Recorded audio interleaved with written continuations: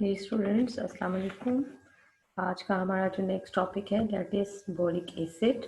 Boric acid इसका जो general formula है that is H3BO3। Okay,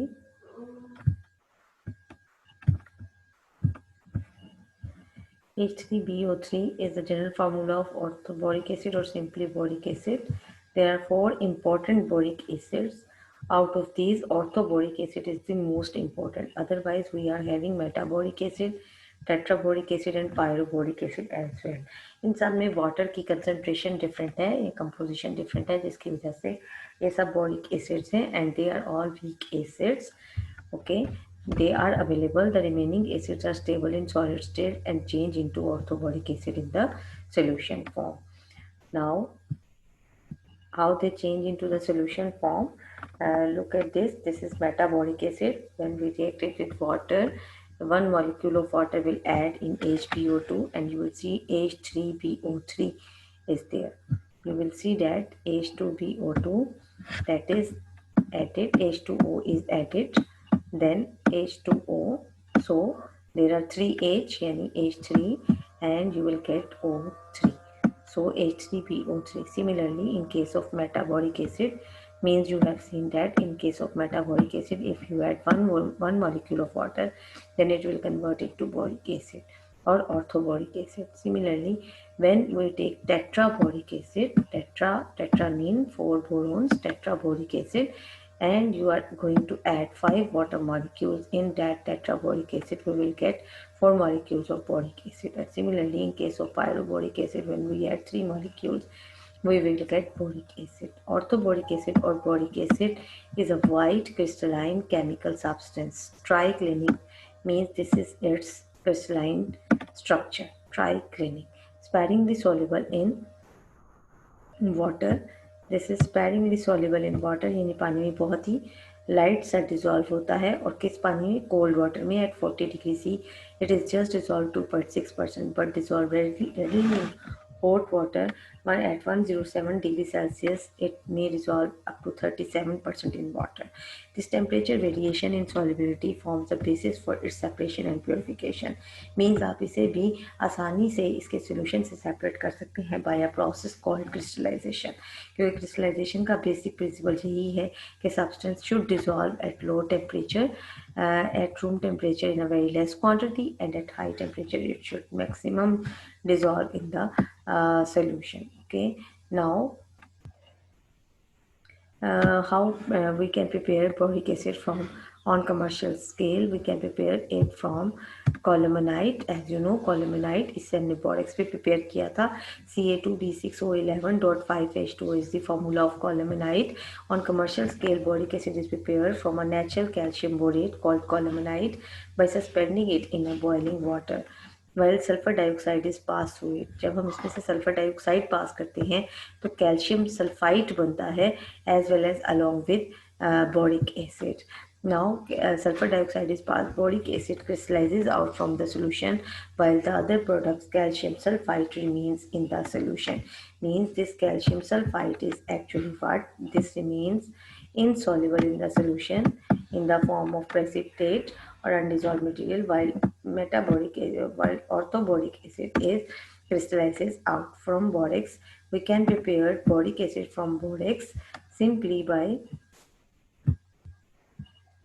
reacting it with sulfuric acid in the presence of water. We will get salt of sodium sulfuric acid, that is sodium sulfate, along with boric acid.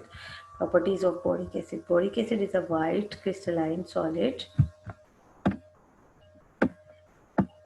Boric acid जो है आपके पास एक lustrous सा crystalline solid है, having a soft soapy touch, very slightly soluble in cold water but fairly soluble in hot, and it is volatile in steam. It reacts with ethyl alcohol forming ethyl borate. Boric acid जब ethyl alcohol से मिलेगा C2H5, so it will form C2H5 twice, and ये तीनों hydroxyl group remove होंगे by the BO3 group, and we will get 3 moles of water or 3 molecules of water. Again you will see here that reaction chemistry ये है कि आपके पास ये जो 3C2H5 three ethyl group हैं, यहाँ से they will combine with BO3 group to form C2H5 thrice BO3, while आपके पास जो ये H3 हैं, they will combine with 3OH and will convert into 3 water molecules. So we'll say that ethyl alcohol boric acid से मिलकर ethyl borate बनाएगी। ठीक है, इसके अलावा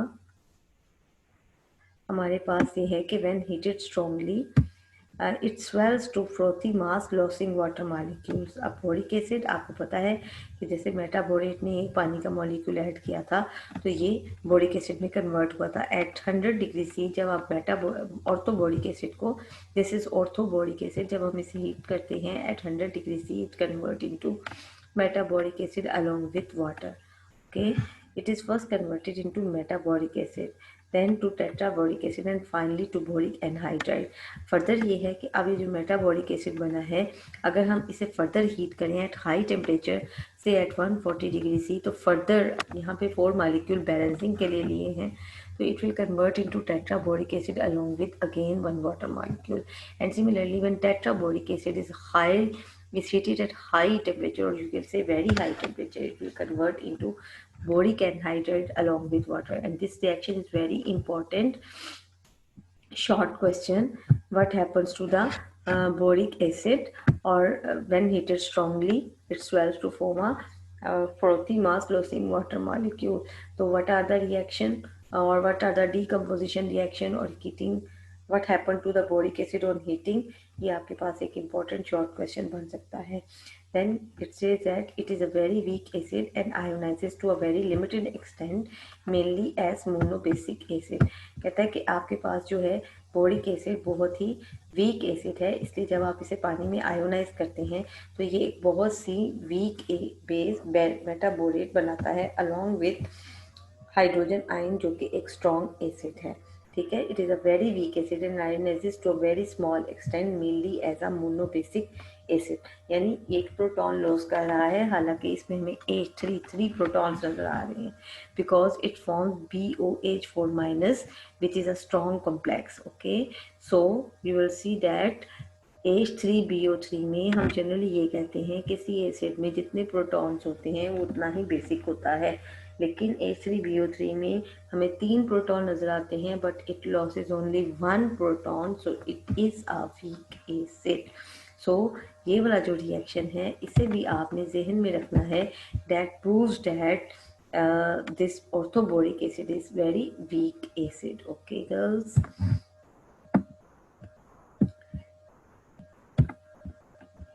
next is the its solution has no effect on methyl orange, though although it turns blue litmus red।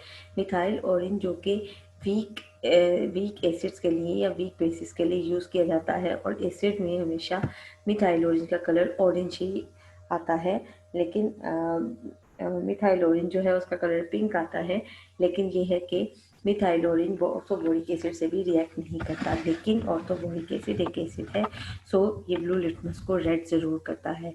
It is partially neutralise by caustic soda to give borax. Boric acid को जब आप caustic soda या किसी भी borax, मतलब हमने पीछे borax का रिएक्शन पढ़ा था, बोरेक्स की फॉर्मेशन का रिएक्शन पढ़ा था, जिसमें हमने देखा था कि अगर हम बोरिक एसिड को सोडियम कार्बोनेट यानी सोडा ऐसे रिएक्ट करवाते हैं तब भी हमारे पास बोरेक्स बनता है। और इस वक्त हम जो रिएक्शन देख रहे हैं इसमें हमने बोरिक एसिड को एक स्ट्रॉन्ग अल्कली सोडियम हाइड्रोक्साइड से रिएक्ट करवाया है। ये रिएक्शन आपने बोरेक्स के रिएक्शंस में पढ़ा था कि बोरेक्स जो है वो वाटर के साथ जब हाइड्रोलाइज होता है तो एक स्ट्रॉन्ग बेस और उसके साथ एक वीक एसिड बनाता है। जो रिएक्शन आपने वहाँ पढ़ा था रिएक्शंस में बोरेक्स के, वो यहाँ पर आप बोरेक्स की प्रेपरेशन में पढ़ रहे हैं from boric acid. When boric acid is neutralised by soda ash, आप ये वही रिएक्शन है जो हमने सबसे पहले पढ़ा था, and when passed through the carbon dioxide is passed through the solution, then we will get borax। Boric acid being a weak acid cannot be titrated with alkalis, okay, in the usual manner, mean के हम इसकी titration, चूँकि methyl orange में भी colour नहीं आता, in the presence of glycerol, however it can be titrated against a standard alkali using phenolphthalein as an indicator। but अगर हम इसे एक strong base जैसे सोडियम हाइड्रोक्साइड के साथ चेक करवाते हैं तो फिर हम एक strong indicator फिनाफ्थलीन इस्तेमाल से बोरिक एसिड के रिएक्शन को देख सकते हैं, टाइट्रेट कर सकते हैं। Uses of boric acid is use in medicine as an antiseptic. Okay, boric acid को हम एंटीसेप्टिक के तौर पर इस्तेमाल करते हैं। Dusting powder, boric ointment and boric solution is used as an eye wash.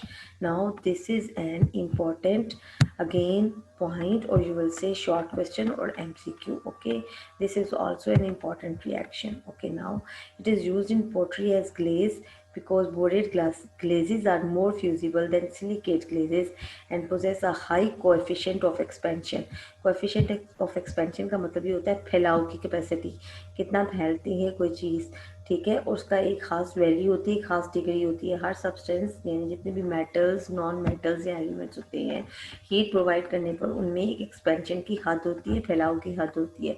Silicate ग्लेजेस की बजाय अगर हम बोरेट के ग्लेजेस इस्तेमाल करते हैं पोट्री में, पोट्री अब होता है मिट्टी के बर्तन बनाने में जो उसके ऊपर बाहर ग्लेज किया जाता है, तो फिर ये जो है सिलिकेट ग्लेजेस की बजाय बोरेट ग्लेजेस जो है उनका कोएफिशिएंट ऑफ एक्सपेंशन बढ़ जाता है। It is also used in you will say that candle industry for stiffening of wicks। आपने हमेशा जो कैंडल है उसके ऊपर जो धागा देखा है, उस धागे को कभी हाथ लगा कर देखिए, टच करके देखिए, तो वो काफ़ी हार्ड होता है, उसे स्टिफ किया जाता है by using this boric acid. इससे ये है कि वो जल्दी धागा जो है वो जल्दी आग पकड़ लेता है और वो स्टिफ रहता है, यानी कैंडल में खड़ा रहता है और डाउन नहीं जाता। Okay, so stiffening of wicks के लिए भी हम बोरिक एसिड का इस्तेमाल करते हैं, ठीक है। This is all about boric acid. आज हमने बोरिक एसिड के बारे में पढ़ा कि बोरिक एसिड एक सॉलिड एसिड है लेकिन एक वीक एसिड है जो मिथाइल ऑरेंज के साथ रिएक्टिव नहीं है, आसानी से इसे टाइट्रेट नहीं किया जाता, लेकिन लिटमस पेपर को ये ब्लू लिटमस को रेड में कन्वर्ट करता है। दिस इज़ ऑल, सॉरी बच्चों, this is all about for today's lecture. Thank you.